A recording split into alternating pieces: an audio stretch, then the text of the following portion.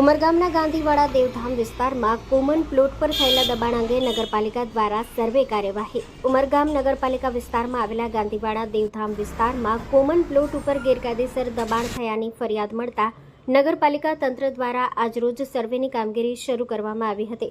સોસાયટીના રહેવાસીઓના હિતાર્થે નિયમ અનુસાર ફાળવાયેલા કોમન પ્લોટ પર દબાણો થયેલ હોવાનું સામે આવતા તેની તપાસ કરવામાં આવી રહી છે.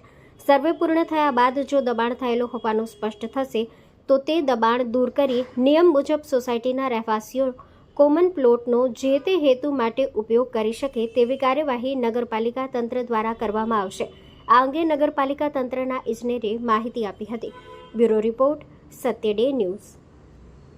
હું શુભમ નાયક ઉમરગામ નગરપાલિકા ટાઉન પ્લાનિંગમાં સર્વેયર તરીકે કામ કરું છું અને ઉપરથી અરજી આવેલી હતી. તેના આધારે આપણે બધા જેટલા બી દેવધામમાં કોમન પ્લોટ છે અને દબાણ છે તેને દૂર કરી પબ્લિકના યુઝ માટે કોમન પ્લોટ આપવાના છે.